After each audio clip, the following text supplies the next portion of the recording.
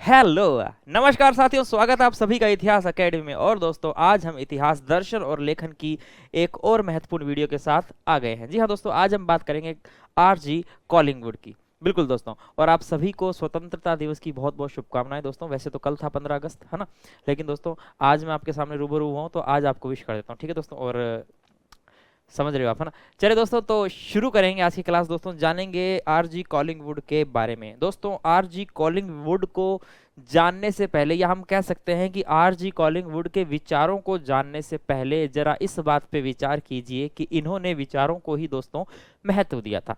आज हम दोस्तों इनकी एक कोटेशन को लेकर चलेंगे और उस एक कोटेशन के बल पर, उसके आधार पर दोस्तों हम पूरा इनकी जो आइडियोलॉजी है, हम कह सकते हैं इनका जो दर्शन है, ठीक है, वो देखने का क्या करेंगे दोस्तों, प्रयास करने वाले हैं। और बहुत ही इजी और बहुत ही सरल भाषा में आपको समझ में आ जाएगा। जैसे कि दोस्तों यहाँ पर लिखा हुआ है आरजी कॉलिंगवुड, वैसा ही दोस्तों आगे भी आपको दिखेगा आरजी कॉलिंगवुड। जी हाँ दोस्तों, यहाँ पर दोस्तों इनका टाइम पीरियड है 1889 से 1943 तक। ठीक है, सबसे पहले दोस्तों आपको जानना है कि आरजी कॉलिंगवुड ने एक पुस्तक लिखी थी, और दोस्तों उस पुस्तक के माध्यम से जो है इतिहास का जो दर्शन है इनका, वो बताने का क्या किया था, प्रयास किया था। तो दोस्तों सबसे पहले अगर आपको मैं बताऊं, इनकी एक बुक है दोस्तों, बहुत ही महत्वपूर्ण बुक है।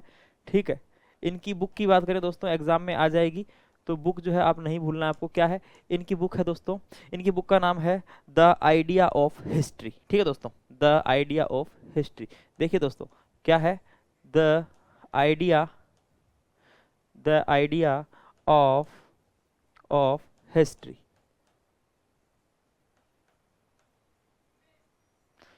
ये इनकी किताब है। ठीक है दोस्तों, द आइडिया ऑफ हिस्ट्री किसने लिखी, द आइडिया ऑफ हिस्ट्री लिखी थी कॉलिंगवुड ने। अब दोस्तों कॉलिंगवुड का एक कथन जो कि अक्सर एग्जाम में आता रहता है और जो कि पूछा भी जाता है और जो कि आपको पता होना चाहिए, बिकॉज दोस्तों उसी कथन के आधार पर हम क्या करेंगे, हम दोस्तों पूरी जो कॉलिंगवुड है इसकी विचारधारा को जानने का प्रयास करेंगे। ठीक है, कॉलिंगवुड का क्या कहना है दोस्तों, ये बहुत ही इंपॉर्टेंट बात है, इसे देखेंगे। कॉलिंगवुड का क्या कहना है, देखिए सुनिए दोस्तों, नोट्स भी बना लीजिएगा, आपके काम आएंगे। कॉलिंगवुड जी दोस्तों क्या कहते हैं, देखिए यहाँ पर एक महत्वपूर्ण कोटेशन की हम बात करेंगे। तो कॉलिंगवुड कहते हैं कि समस्त इतिहास विचारों का इतिहास है। ठीक है, क्या कहते हैं, समस्त इतिहास विचारों का इतिहास है। All history is the history of ideas. ठीक है दोस्तों, सबसे पहले तो इसकी बात करते हैं। क्या कहते हैं ये, कि समस्त इतिहास, समस्त इतिहास, अब देखना दोस्तों बहुत इजी वे में समझ में आ जाएगा। समस्त इतिहास विचारों का इतिहास है। क्या है, विचारों का नहीं विचारों का। ठीक है, विचारों का इतिहास है। ठीक है, समस्त इतिहास विचारों का इतिहास। दोस्तों हम यहाँ पर है ना लास्ट में आलोचना भी करेंगे, हम आलोचना भी करेंगे कॉलिंगवुड के। कॉलिंगवुड ने जो अपना दर्शन दिया, इसमें क्या तो आलोचनात्मक पक्ष हो सकते हैं, ठीक है, उनकी भी हम बात करेंगे। तो समस्त इतिहास विचारों का इतिहास है। अगर हम इसको इंग्लिश में लिखें दोस्तों तो क्या बोलेंगे, हम बोलेंगे all history, all history, all history is the history of, history of ideas. अच्छा, कॉलिंगवुड ने आइडिया को इतना महत्व क्यों दिया, कॉलिंगवुड ने विचारों को इतना महत्व दिया दोस्तों, देखिए। अब आपको अगर ये एक लाइन याद होती है, अभी मैंने कुछ नहीं, इतना खास कुछ नहीं समझाया दोस्तों, अभी मैंने सिर्फ बताया है कॉलिंगवुड के। अभी हम इतिहास में कॉलिंगवुड के दर्शन को जानने वाले हैं। ठीक है दोस्तों, एक बात, कॉलिंगवुड की बुक जानी जिसका नाम था द आइडिया ऑफ हिस्ट्री। ठीक है दोस्तों, क्या नाम है, द आइडिया ऑफ हिस्ट्री। दोस्तों मैंने यहाँ पे बताया कि कॉलिंगवुड का एक कथन है, क्या है, कि समस्त इतिहास विचारों का इतिहास है। अक्सर आपने परीक्षाओं में इस कथन को देखा होगा दोस्तों, ठीक है, आता रहता है। और मिलान करो के रूप में भी दोस्तों पूछ लिया जाता है, जैसे दो तीन कोटेशंस दे दी, दो तीन कथन दे दी, दो तीन हम कह सकते हैं इतिहासकारों के नाम दे दी, फिलोसफर्स के नाम, और मिलाना पड़ता है। ठीक है, तो ये अक्सर परीक्षाओं में भी पूछी जाती रहती है। यहाँ पर लिखा है दोस्तों, all history is the history of ideas, विचारों का इतिहास है। अब दोस्तों विचार कौन करता है, बताइए दोस्तों। कालिंगवुड के अनुसार मनुष्य जो है वह एक सोचने वाला पशु है, यानी मनुष्य सोच सकता है, मनुष्य विचार कर सकता है।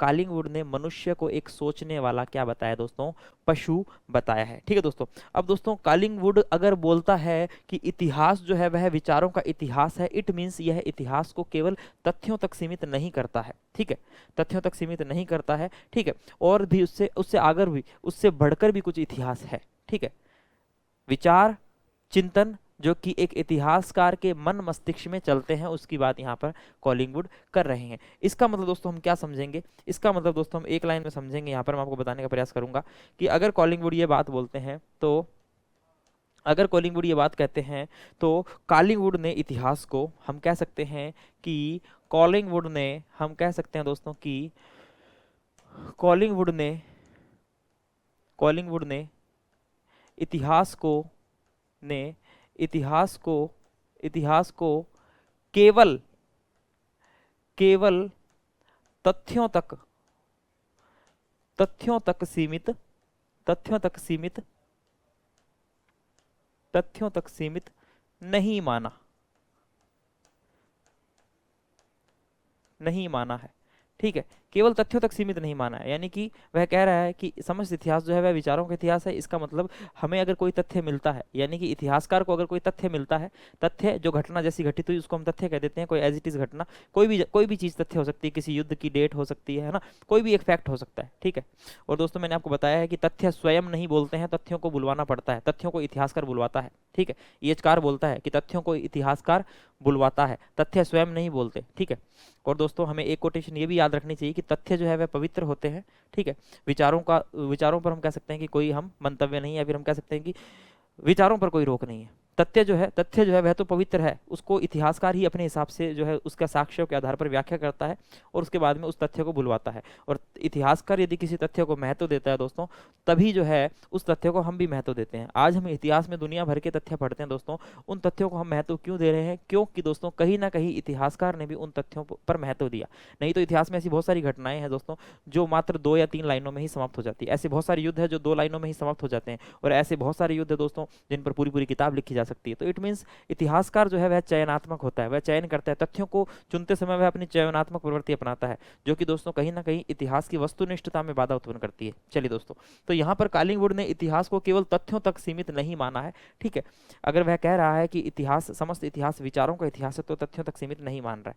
ठीक है, अब देखिए दोस्तों, कॉलिंगवुड के अनुसार इतिहासकार जो है वह घटना को 2 तरीके से देखता है ना, एक तो दोस्तों बाहरी और एक दोस्तों आंतरिक रूप से। ठीक है, बाहरी रूप से और आंतरिक रूप से, इस चीज को हम समझेंगे। पहले हम इसे लिखते हैं कि कॉलिंगवुड के अनुसार, देखना दोस्तों एक एक चीज समझ में आ जाएगी बड़ी इजीली, कि कॉलिंगवुड के अनुसार, और दोस्तों सारा जो है ना, सारा मैटर, सब कुछ जो है इस लाइन में छुपा हुआ है। अभी मैं आपको बताऊंगा कैसे, अभी आपको समझ में नहीं आ रहा होगा कैसे, बट सब कुछ इसी लाइन में छुपा हुआ है। देखिए दोस्तों, कॉलिंगवुड के अनुसार, कॉलिंगवुड के अनुसार इतिहासकार घटना को, कॉलिंगवुड के अनुसार, के अनुसार इतिहासकार, नोट्स बना लेना है ना, इतिहासकार घटना को, घटना को यानी कि कोई भी इतिहास, कोई भी अतीत की घटना है तो घटना को आंतरिक व बाह्य रूप में विभेदित करता है। 2 रूप में देखता है घटना को, आंतरिक, आंतरिक वह बाह्य रूप में, रूप में विभेदित करता है। अभी दोस्तों एक एक चीज समझा दूंगा, एक बार देख लो, विभेदित करता है। यानी कि दोस्तों अगर इतिहासकार, अकॉर्डिंग टू कॉलिंगवुड, इतिहासकार अतीत में कोई भी घटना देखता है तो उसको वह 2 रूप में क्या करता है, 2 रूप में देखता है उसे। ठीक है, एक तो मैंने आपको बताया क्या, आंतरिक, और एक मैंने आपको क्या बताया दोस्तों, बाहरी रूप। ठीक है, देखिए दोस्तों नंबर 1 पर अगर हम लेके चलते हैं बाहर है, बाहरी रूप है ना, और नंबर 2 पर हम देखते हैं क्या, आंतरिक। अभी सब कुछ समझ में आ जाएगा बच्चों, टेंशन नहीं लेनी है। ठीक है, अब दोस्तों बाहरी रूप क्या है, किसी घटना का बाहरी रूप क्या है भाई, बाहरी रूप दोस्तों जो स्पष्ट घटित हुआ, ठीक है, उसे देखना। यानी कि जो चीज घटित हुई उसको हमने देख लिया एकदम घटित होते हुए, तो दोस्तों ये स्पष्ट रूप से घटित हुआ, हमने हमने देखा, तो यह बाहरी रूप है। यानी कि जो स्पष्ट घटित हुआ दिखता है, यानी कि जो, जो स्पष्ट घटित होता हुआ होता हुआ दिखाई देता है, होता हुआ दिखाई देता है। दोस्तों आप देखना, मैं पूरी क्लास के अंदर जो मेरा केंद्र बिंदु होगा दोस्तों वह एक लाइन ही होगी।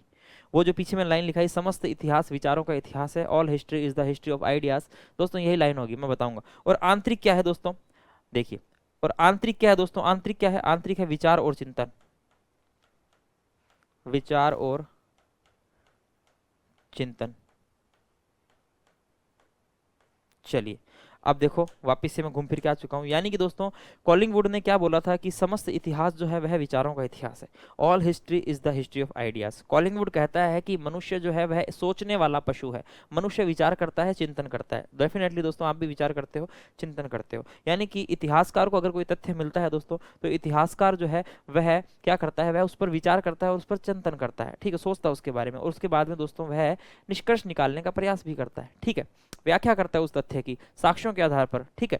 तो देखिए दोस्तों यहाँ पर कॉलिंगवुड कहता है कि इतिहासकार घटना को दो रूप में विभेदित करता है, दो भागों में बांटता है। किसी भी घटना को अगर वह घटित होते देखता है दोस्तों, दो भागों में देखता है, एक तो बाहरी रूप देखता है घटना का और दूसरा आंतरिक रूप देखता है घटना का।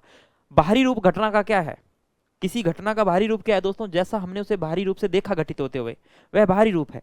लेकिन आंतरिक रूप क्या है दोस्तों, आंतरिक रूप जो हमारे मन मस्तिष्क में चल रहे हैं विचार, हम जो चिंतन कर रहे हैं वो आंतरिक है, जो शायद कोई देख ना पाए, वो हम महसूस कर रहे हैं, वो हम सोच रहे हैं हमारे दिमाग में, है ना, वो आंतरिक है। अब दोस्तों देखिए आंतरिक रूप क्या है, विचार और चिंतन। आंतरिक रूप क्या है दोस्तों, विचार और चिंतन। और कॉलिंगवुड ने क्या कहा था दोस्तों कि समस्त इतिहास विचारों का इतिहास है। इट मीन्स अभी इतिहासकार दोस्तों आंतरिक रूप से जो है उस घटना पर विचार कर रहा है, चिंतन कर रहा है, विचार कर रहा है और चिंतन कर रहा है। तो दोस्तों ये बात यहाँ पर सिद्ध होती है कि अगर ये बात मैं मानूं दोस्तों, तो यहाँ पर ये बात सिद्ध होती है क्या कि समस्त इतिहास, अब देखना दोस्तों आगे और अच्छे समझाऊंगा, समस्त इतिहास विचारों का इतिहास है, समस्त इतिहास विचारों का इतिहास है, का इतिहास है, समस्त इतिहास विचारों का इतिहास है। तो दोस्तों ये बात क्या हो गई, यहाँ पर प्रूफ हुई। यानी कि देखिए दोस्तों कॉलिंगवुड कहता है कि कोई घटना घटित होती है तो एक तो उसका स्पष्ट रूप दिखाई देता है जो बाहरी रूप होता है, और एक आंतरिक रूप जो इतिहासकार के मस्तिष्क में जो बातें चलती है, जो विचार चलते हैं, जो चिंतन चलता है। इसी के आधार पर दोस्तों कॉलिंगवुड कहता है कि समस्त इतिहास जो है वह विचारों का इतिहास है, all history is the history of ideas. अभी देखो आगे और अच्छे से इसे समझेंगे कैसे, देखिए यहाँ पर दोस्तों इतिहासकार को जो तथ्य प्राप्त होता है, जैसे कि मान लीजिए इतिहासकार को कोई फैक्ट मिला, कोई भी फैक्ट मिला, ठीक है, तो हम कह सकते हैं कि इतिहासकार को इतिहासकार को इतिहासकार को जो तथ्य प्राप्त होता है, जो तथ्य प्राप्त, लास्ट में रिवीजन कराऊंगा शानदार तरीके से याद हो जाएगा, जो तथ्य प्राप्त होता है, इतिहासकार को जो तथ्य प्राप्त होता है, ठीक है दोस्तों, वे विशुद्ध तथ्य के रूप में नहीं होता, ठीक है, वह विशुद्ध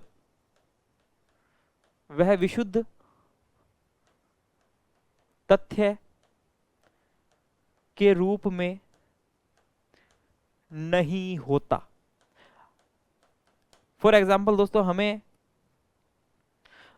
फॉर एग्जाम्पल हम देखते हैं दोस्तों कि हम तराइन के दूसरे युद्ध की बात कर लेते हैं, ठीक है।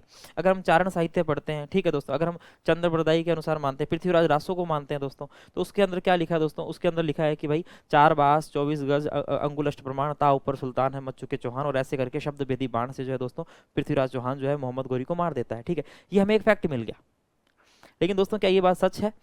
और अगर हम दोस्तों केवल इसी तथ्य को जो है दोस्तों सच मान लें, तो दोस्तों कहीं ना कहीं फिर हम कह सकते हैं कि इतिहास में जो है कहानियां आ जाएगी, पूर्वाग्रह आ जाएंगे, इतिहास जो है साहित्य का रूप धारण करने लग जाएगा, ठीक है, जिसके अंदर कल्पनाएं ज़्यादा होती है, ठीक है।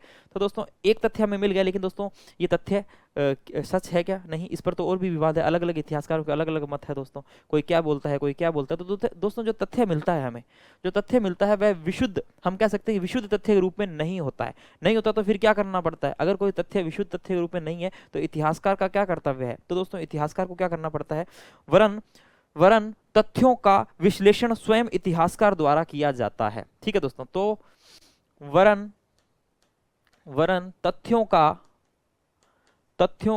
विश्लेषण स्वयं इतिहासकार द्वारा इतिहासकार द्वारा किया जाता है, किया जाता है।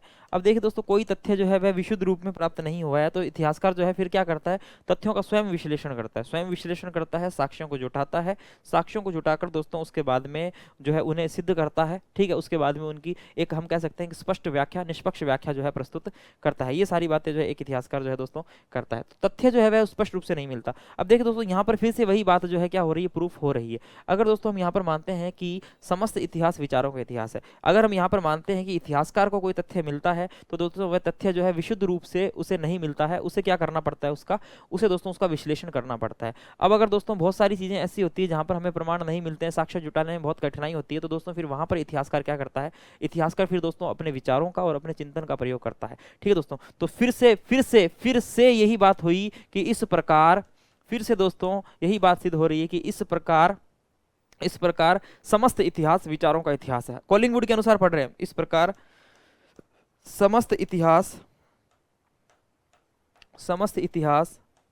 विचारों का इतिहास है, ठीक है दोस्तों, विचारों का इतिहास है। ये दोस्तों कॉलिंगवुड के अकॉर्डिंग चल रहे हैं हम, है ना। हम उस एक कोटेशन को कंप्लीट कर रहे हैं। हालांकि कॉलिंगवुड और भी चीजें मानता है दोस्तों। कॉलिंगवुड कहीं ना कहीं इतिहास को जो है विज्ञान से भी जोड़ने का प्रयास करता है, कहीं ना कहीं एक अलग प्रकार की वैज्ञानिकता भी जो है वह इतिहास में देखने का प्रयास करता है, ठीक है दोस्तों। फिर से यह बात सिद्ध हो रही है यहाँ पर, ठीक है। और दोस्तों यहाँ पर जो है कॉलिंगवुड स्वयं कहता है कि जब इतिहासकार किसी घटना पर जब पुनः विचार करता है, यानी कोई तथ्य उसको मिलता है, फिर वह क्या करेगा दोस्तों, उस पर विचार करेगा। और जब इतिहासकार जब पुनः विचार करता है तो वह अतीत को वर्तमान में लाने का प्रयास करेगा। तो वह, क्योंकि दोस्तों देखिए इतिहासकार के पास जो नॉलेज होगा दोस्तों, देखिए हम कहते हैं कि इतिहासकार किसी घटना को पूर्ण करने में, किसी घटना को अच्छे तरीके से विश्लेषण करने में अपने स्वयं के अनुभव का भी प्रयोग करता है। लेकिन दोस्तों आपको ये बात नहीं भूलनी चाहिए कि इतिहासकार का जो स्वयं का अनुभव वह तत्कालीन समय का है, वह उस जो वर्तमान समय है उस समय का उसके पास अनुभव है, ठीक है। तो कहीं ना कहीं इतिहासकार को फिर अतीत में जाना पड़ता है, ठीक है, और शायद उसका अनुभव इतना उसके पास न हो। तो दोस्तों कहने का मतलब यही है कि जब फिर इतिहासकार पुनः क्या करता है, जब इतिहासकार पुनः विचार करता है, यानी किसी घटना को, किसी तथ्य को सिद्ध करने के लिए जब वह विचार करता है, तो वह अतीत को वर्तमान में लाने का क्या करता है, प्रयास करता है। तो हम क्या कह सकते हैं कि जब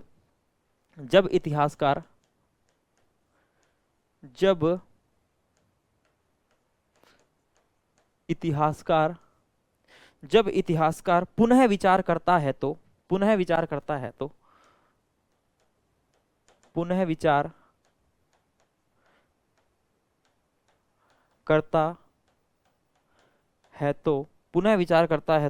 वह अतीत को वर्तमान में लाने का प्रयास करता है। तो वह अतीत को वर्तमान में लाने का प्रयास करता है, यानी कि उसकी एक निष्पक्ष व्याख्या करने का प्रयास करता है। और दोस्तों कॉलिंगवुड स्वयं कहता है कि प्रत्येक युग को अपना इतिहास पुनः लिखना चाहिए। याद रखना दोस्तों, क्या कहता है कॉलिंगवुड क्या कहता है दोस्तों, कहता है कि प्रत्येक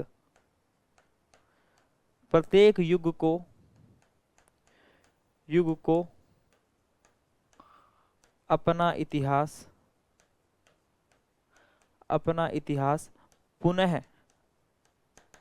पुनः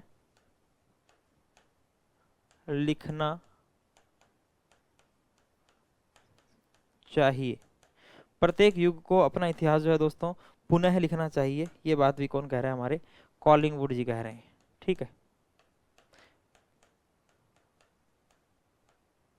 तो दोस्तों कहीं ना कहीं यह पुनः जो है इतिहास को लिखने की बात करते हैं। क्या कहते हैं कि प्रत्येक युग को अपना इतिहास पुनः लिखना चाहिए। चलिए, तो अब देखिए दोस्तों, फॉर एग्जांपल अभी मैंने आपको बात करी कि जब इतिहासकार पुनः विचार करता है तो वह अतीत को वर्तमान में लाने का प्रयास करता है, ठीक है।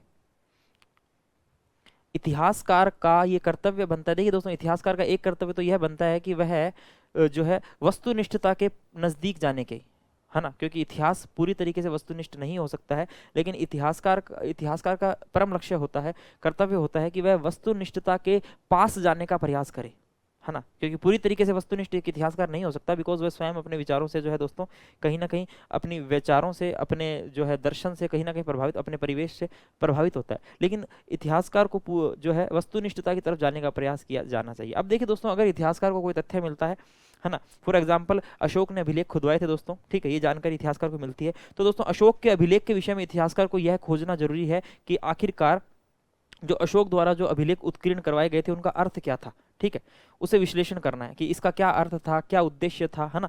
और ऐसे में फिर दोस्तों क्या करता है इतिहासकार, क्या करता है, वह विचार करता है, विचार करता है। और दोस्तों क्योंकि कॉलिंग स्वयं कहता है कि मनुष्य जो है वह क्या करने वाला है, वह एक सोचने वाला पशु है, विचार करता है। और दोस्तों फिर अपने विचारों के माध्यम से ही फिर वह क्या करता है, व्याख्या प्रस्तुत करता है इतिहास की, ठीक है। और व्याख्या प्रस्तुत करता है दोस्तों, तो कहीं ना कहीं उन विचारों के अंदर ही, उन विचारों को ही दोस्तों अधिक महत्व दिया जाता है, ठीक है। और इसी वजह से कॉलिंग क्या कहते हैं कि समस्त इतिहास जो है विचारों का इतिहास है। यहाँ पर आपको ये बात याद रखनी चाहिए कि कॉलिंग ने क्या कहा है, देखिए ये एज इट इज मैं यहाँ पर लिख देता हूँ। कॉलिंग क्या कहते हैं, अभी लास्ट में एक रिवीजन करेंगे दोस्तों, क्विक रिवीजन, तो पूरा अच्छे से और समझ में आ जाएगा। भाई कॉलिंग जो है मनुष्य को क्या मानते हैं, एक सोचने वाला पशु मानते हैं। कॉलिंग क्या कहते हैं कि कॉलिंग के अनुसार मनुष्य सोचने वाला पशु है, मनुष्य मनुष्य सोचने वाला, सोचने वाला या विचार करने वाला, सोचने वाला पशु, मनुष्य सोचने वाला पशु है। अतः जब वह अपनी क्रियाओं को, अतः ये लाइन एज इट इज लिख रहा हूं, अतः जब वह अपनी जब वह अपनी क्रियाओं को जब वह अपनी क्रियाओं को संपन्न करने में संपन्न करने में संपन्न करने में जब वह अपनी क्रियाओं को संपन्न करने में सामाजिक परंपराओं की रचना कर लेता है, सामाजिक सामाजिक परंपराओं परंपराओं की रचना कर लेता है, जब वह अपनी क्रियाओं को संपन्न करने में सामाजिक परंपराओं की रचना कर लेता है, जो कि विचार के कारण होती है, जो कि विचार के कारण होती है, विचार के कारण, अभी समझा दूंगा, के कारण होती है, जो कि विचार के कारण होती है, तो वह इतिहासकार के मस्तिष्क में पुनर्जीवित होने वाला विषय सृजन कर लेता है। तो वह इतिहासकार के मस्तिष्क में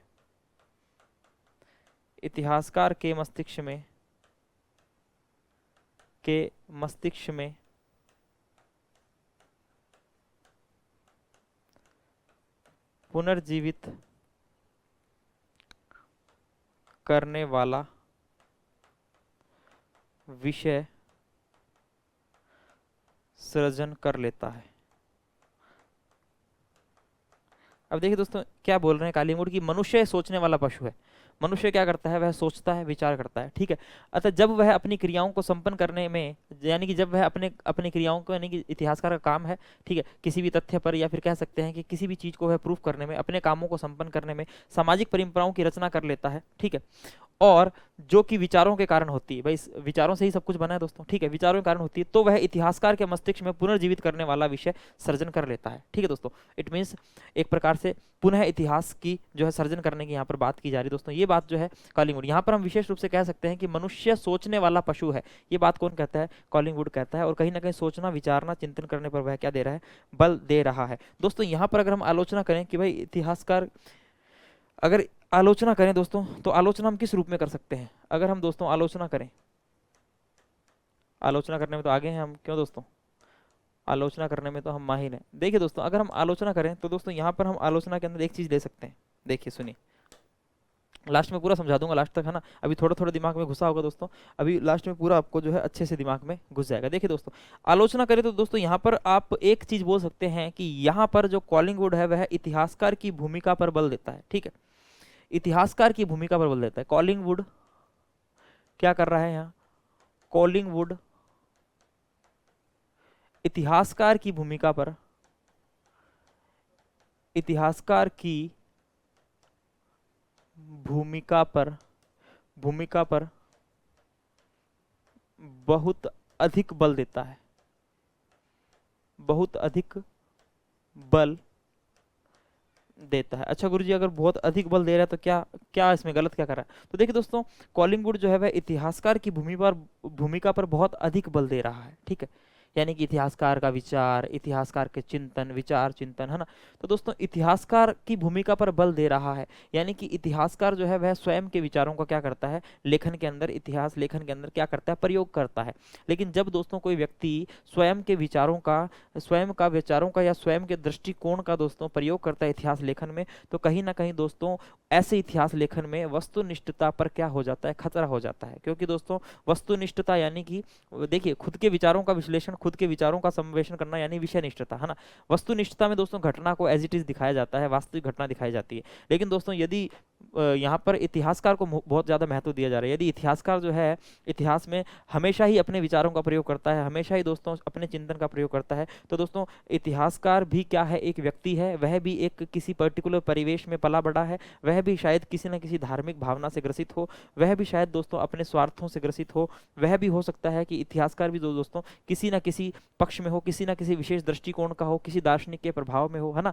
तो हो सकता है कि वह अपने इतिहास लेखन के अंदर शायद निष्पक्षता न दिखाए। अगर वह विचार करता है, यानी कि इतिहासकार के विचारों को ही सबसे ज्यादा महत्व दिया जा रहा है, तो इतिहासकार तो दोस्तों विचार करेगा, तो विचार करते करते दोस्तों इतिहासकार जो है जरूरी नहीं कि एकदम वस्तुनिष्ठ इतिहास ही लिखेगा, है ना। बिकॉज वह कहीं ना कहीं दोस्तों अपनी मानसिकता जो है अपने लेखन में झलकाने का प्रयास करेगा, अपनी मानसिकता दोस्तों अपने लेखन पर थोपने का प्रयास करेगा। तो ऐसे में दोस्तों फिर क्या होगा, अगर इतना ज्यादा बल होगा, ऐसे में क्या होगा, इस परिस्थिति में क्या होगा दोस्तों, इस परिस्थिति में इस परिस्थिति में इतिहास की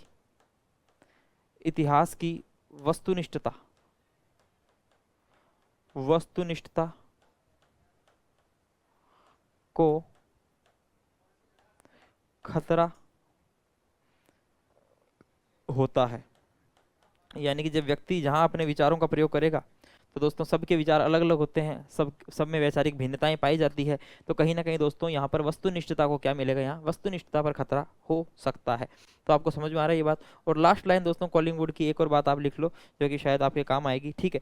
एक इंपॉर्टेंट कोटेशन है, ठीक है, लिख लेते हैं अपने, ये भी काम आएगा।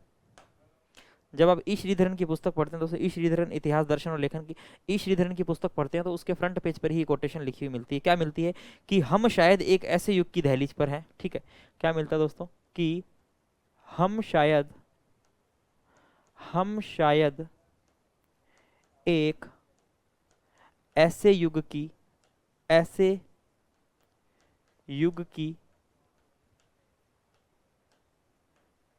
दहलीज पर हैं, हम शायद एक ऐसे युग की खड़े हैं, दहलीज पर खड़े हैं, ठीक है। रुको एक बार, दहलीज पर खड़े हैं, दहलीज पर खड़े हैं, जिसमें दुनिया के लिए जिसमें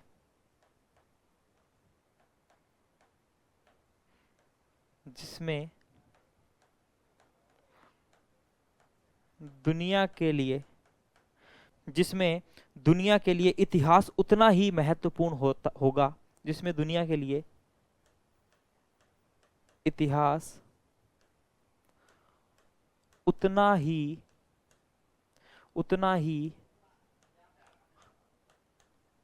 महत्वपूर्ण होगा जितना कि 1600 और 1900 के बीच प्राकृतिक विज्ञान का था। इतिहास उतना ही महत्वपूर्ण होगा जितना कि 1600 और 1900 ईस्वी के बीच प्राकृतिक विज्ञान का था। यानी कि जितना प्राकृतिक विज्ञान का महत्व था, उतना ही किसका होगा, इतिहास का होगा। कौन कहते हैं दोस्तों, कॉलिंगवुड।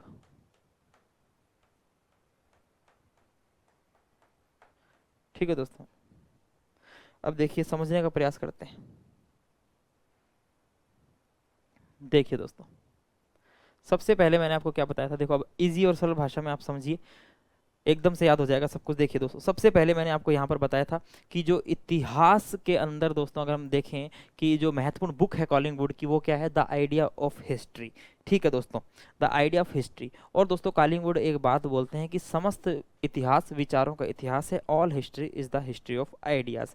ये बात किसने बोली थी? कॉलिंगवुड ने बोली थी। अब दोस्तों ये विचारों को महत्व दे रहे हैं। कॉलिंगवुड ने इतिहास को केवल तथ्यों तक सीमित नहीं माना है, ठीक है, तथ्यों तक सीमित नहीं माना है, बल्कि वह क्या बोलता है कि इतिहासकार जो है वह क्या करता है, यानी कि इतिहासकार कॉलिंगवुड के अनुसार इतिहासकार घटनाओं को आंतरिक व बाहरी रूप से क्या करता है, रूप में विभेदित करता है। अब दोस्तों घटना का बाहरी रूप कौन सा होगा? घटना का बाहरी रूप होगा दोस्तों जैसी घटना हमें दिखाई देती है, एज इट इज, जो हमें घटित होती हुई दिखाई देती है वह उसका बाहरी रूप है। लेकिन घटना का आंतरिक रूप क्या होगा दोस्तों? आंतरिक रूप होगा जो एक इतिहासकार के मन मस्तिष्क में जो विचार और चिंतन चलते हैं, वह उस घटना का आंतरिक रूप देखने को मिलता है। तो दोस्तों अगर विचार और चिंतन की बात हो रही है तो दोस्तों यहाँ पर वही बात सिद्ध हो रही है कि समस्त इतिहास विचारों का इतिहास है। कॉलिंगवुड की बात सिद्ध हो रही है।